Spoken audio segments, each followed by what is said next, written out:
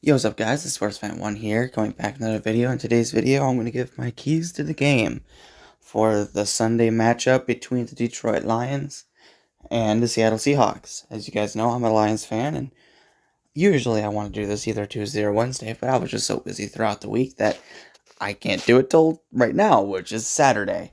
But, nonetheless, we are having a matchup against Seattle Seahawks tomorrow afternoon for a home opener in Ford Field.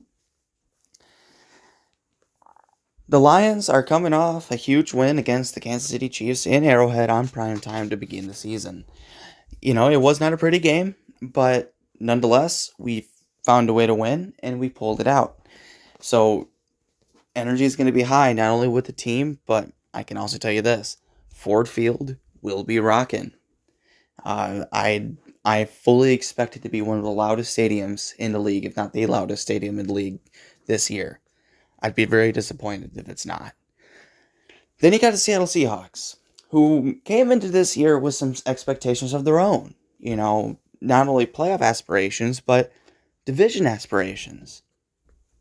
And then they faced the Los Angeles Rams in their home opener, where I don't know if to say they were supposed to fully dismantle them, but they were pretty heavily favored, in my opinion, I think. With the Rams, going through a bit of a, I don't know what you call it over there, retool, rebuild, reload. I don't know what you want to call it. But the Rams weren't really supposed to be a good team this year. And I'm not saying after that 1 week that the Rams are a Super Bowl contender, a playoff team, but the Rams is a lot better than I think people thought. They surprised me. And Seattle did not look good at all. That offense looked stagnant. The running game was okay. Kenneth Walker was good. But, it looked like that Geno Smith was rusty. I know it's week 1, but it's just that offense didn't look good. And the defense did not look great either. Now, going into this week, the Seahawks starting offensive line will be without 2 of their starters. So they're going to have 2 backups, and one of the backups is going to be a line of Aiden Hutchinson most of the time. So we could expect a big game from Hutch. And then on the defensive side, Devin Witherspoon will be making his NFL debut against us. Apparently he didn't play last week. I didn't know that, but he's making his debut this week. So it should help that secondary a little bit for the Seahawks. So this is going to be, I think this is still going to be a tough test for the Lions, because we all know what happened last year. That big old shootout, 48-45 loss. Now, I don't think it's going to be as high scoring as last year. I just don't see it happening. But I do see it being a good game. I do see Seattle kind of rebounding this week and giving us hell. I really do. I'm not saying this is an easy game, but you look at it this way. The Lions have a top 5 offensive line at the worst. Some people think that we have the best offensive line in football, but I think that goes to the Eagles. But hey, the Lions, I think, are a very, very close second. Now, there is a chance we're going to be without Taylor Decker. He is doubtful, but I think we have a good enough rotation on the offensive line, good enough depth, and I really trust Hank Fraley that whoever we put out there is going to be good. Hank Fraley is one of the better offensive line coaches out there, and I'm not worried about our offensive line one bit if Taylor Decker isn't good to go. I hope he's okay, and I hope he's back next week, because Taylor Decker has been here for a very long time. He's been here through, I want to say he came in the last year of Jim Caldwell, and then he was through the whole Matt Patricia years, and now, Taylor Decker's been here for a long time, and he's basically like a staple of that offensive line. But like I said, I still trust our offensive line to be really good, even without Taylor Decker, and Decker will probably not play.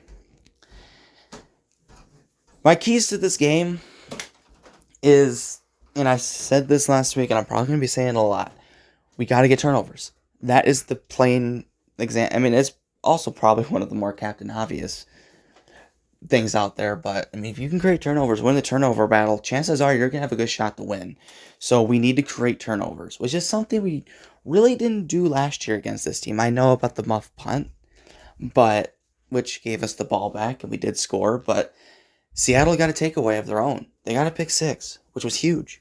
I'm not saying get a pick six in this game, but if we can get a fumble or an interception, steal a possession, I don't think it's, like I said, I don't think it's going to be like last year where we didn't make Seattle punt one time. I think we're going to be making Seattle punt a couple of times this Sunday. But yeah, we need to get takeaways. And on the flip side, we got to take care of the ball. Jared Goff can't be throwing pick sixes. I know he doesn't do that very often, but he can't be throwing pick sixes. He can't be throwing picks, and we cannot be fumbling. I mean, it almost killed us last week. I mean, with Marvin Jones fumbling in the red zone. And I think there was also another turnover that we did. I can't remember, but yeah, we got to take care of the football, and we got to get takeaways. That is the first key. Second key is we got to establish the ground game again, because our ground game was pretty good, in my opinion, against the Chiefs. It could have been better, but it wasn't horrible. But if we can establish that running game, it will just open up the passing game. So I've been hearing that we're going to get Jahmyr Gibbs more involved this week. So expect him to have a good game. Him and Montgomery. I think both of them are going to go over 50 yards on the ground, and I can honestly see Jahmyr Gibbs having 100 total yards tomorrow. 50 yards on the ground, 50 yards in the air. And I believe David Montgomery is also going to get 50. And for all you bettors out there, I would go with David Montgomery anytime touchdown. He's our goal line back, just like we used Jamal Williams, and he got 18 last year. So David Montgomery is a good one. Same with Amon-Ra St. Brown. Those two are pretty good anytime touchdowns for the Lions week in, week out. My third key is this. We need to have Hutch get going. Just like last week, he was getting pressures, but we need those pressures to turn into sacks. We need Aiden Hutchinson to get at least 2 sacks, in my opinion. We need to get after Geno Smith. We need to make him, and I'm not just saying Hutch. I only said Hutch because I'm hoping he can have a good day, but we just need the defensive line as a whole to get pressure on Geno Smith. We need to collapse that pocket, make him roll right or left. We just need to make Geno Smith uncomfortable, because we saw what Aaron Donald did last week. And I know Aaron Donald's one of the best defensive ends, if not the best defensive end or tackle. I don't know. He lines up on both ends. He lines up on the outside and the inside of the defensive line. He moves around. But he wreaked havoc. As he should, because he's one of the best out there. But, I mean, you saw that one clip where it made Geno Smith go, oh my God. We need to make him do that again. We need to make him scared. Where it forces him to make quick decisions. Because it proved last week, he wasn't comfortable. And when he wasn't comfortable, he was making some errant throws. We need to make him do that again. If we can do that again, we'll have a good shot this week. So those are my 3 keys. Get turnovers, take care of the ball, get the ground game going, and just the defensive line to get pressure. We need them to get pressure.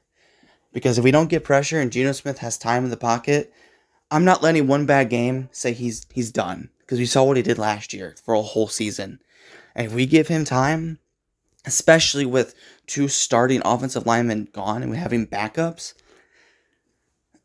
I think it might be a long day for our defense, even with the improved defense we have, just because of how many weapons are on that team. They got DK Metcalf, Tyler Lockett, JSN, Kenneth Walker. I mean, they got so many weapons on that offensive side of the ball that offense isn't going to be bad for the whole year. I mean, that's not going to be every game. They're going to have a good game. And if we get Geno Smith time in the pocket, I just think it's going to be a long day for the defense. So we got to get pressure on Geno Smith.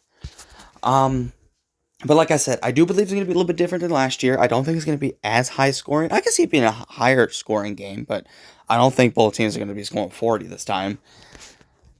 I do see the Lions taking this one, just like I said in my week predictions, but I am going to give a score prediction. I think we're going to win 31-17. With it being we are going to be scoring a garbage time touchdown at the end. I think it's going to be a close game throughout the whole game. I think Seattle's going to give us a good fight. But like I said, I just think that the energy, not only with the team, but in the building, us coming off the win, all that thing going on at Ford Field, I just think it's going to be too much for Seattle to overcome. And I think we're going to pull out the win, just like I said earlier. So yeah, let me know what you guys think the Lions should do tomorrow to win this game. Let me know in the comment section below. Don't forget to like, subscribe, and I'll see you on the next one.